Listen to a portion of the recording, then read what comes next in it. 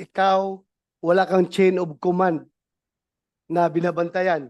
Unlike General Macapas, takot yan siya dahil may mga taas pa sa kanya na pwedeng mag-sanction sa kanya. Ikaw, wala kang command. Sariling command ka. So this committee is expecting the true answer coming from you. Ano yung impormasyon na sinasabi mo? Hindi ko po alam kung I did not give any information po directly kay kay No. Anong information ang narinig nyo kay Go Huaping nung kinausap nyo? Anong sinabi niya?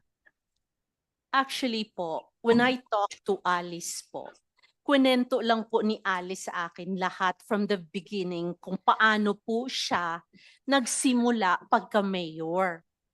At saka sa lahat po na sinong nag-udyok. Hindi kami interesado dyan. Hindi nga, Miss Maslog. At alam nyo, hindi yan ang tinatanong namin sa inyo.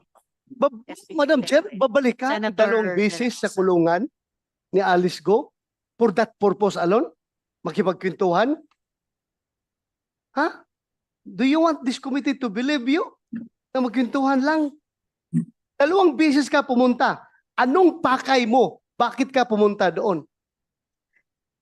There was a communication, Your Honor. What There communication? was a message po. Miss Your Maslog, ibaba nyo po yung tono nyo. I'm in sorry. answer. Go ahead, I'm Madam Chair. Ano yung communication? Kaya sorry. siya magtaas ng boses. No, Okay. I'm sorry, Your Okay, Honor. so It's what, just tell us about the communication. okay, Your Honor.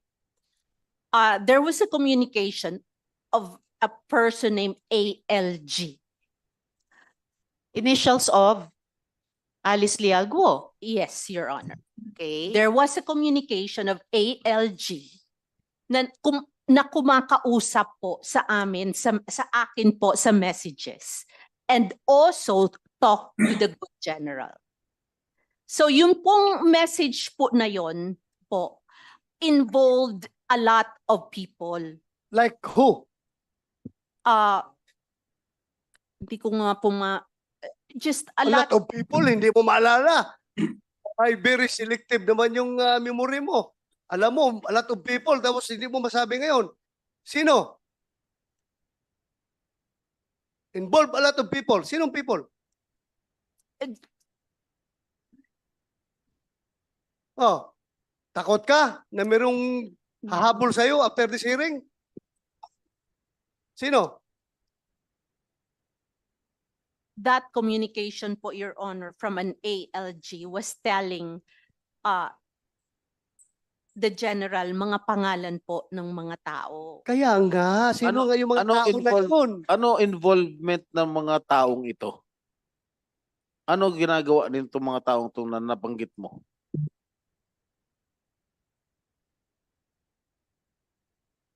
Miss Maslog. Madam Chair, hindi Yes, niya Senator De La masabi-sabi. Rosa. Dahil siya mismo ang may hawak ng affidavit na gustong papirmahan kay Alice Go na ipinpoint si Senator si President Duterte, Senator Go, Senator Bato at si General Karamat na nasa likuran ng Pugo Operations. No, sir. Yan ang totoo. Huwag ka magsinungaling dito. Sir, there was Ah. no affidavit po. That's Wow. not true, sir. Alice, pumunta siya doon sa'yo two times? Go Huaping. Pumunta siya doon 2 times? You may answer this or not. Basta pumunta ba siya 2 times? Bumisita? Madam Chair, opo, 2 times po. O, pumunta siya. Anong purpose ng magpunta niya doon sa'yo?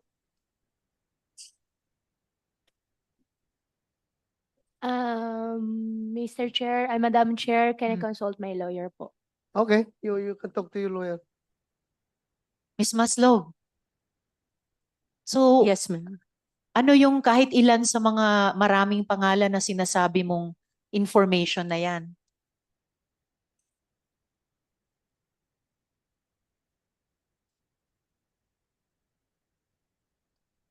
Sinight ka na namin in contempt. I know, Your Honor. You are here in the Senate. At kahit ubus na ang PC namin sa isang resource person, pag cited in contempt at nasa custody ng Senate, well, of course, pending this coordination with the NBI. So you are not only in the protection of the NBI, pati kahit ubus na ang PC namin sa inyo, pati protection ng Senate. So what is your answer to our question?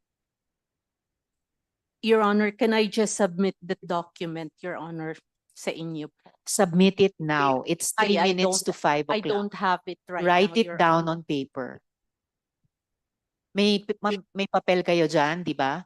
Bakit ba ayaw mo sabihin, excuse me, Madam Chair, Yes. bakit ayaw mo pa sabihin, SP pro tempore. Marian? The reason, Your Honor, is that because I am not sure if that's true. No, And it I doesn't don't matter want to. if it's true. Miss Maslog, kami po magtitimbang sa lahat na narinig namin sa mga resource persons na karaang mga buwan, mga taon. Kami po sa komite magtitimbang alin ang mukhang totoo, alin ang mukhang sinungaling. So we just need the raw information from you. Yung ibang mga resource persons, yung ilan na ayaw sumagot verbally, sige, pinasulat namin sa papel. Submit it to us now through the COMSEC.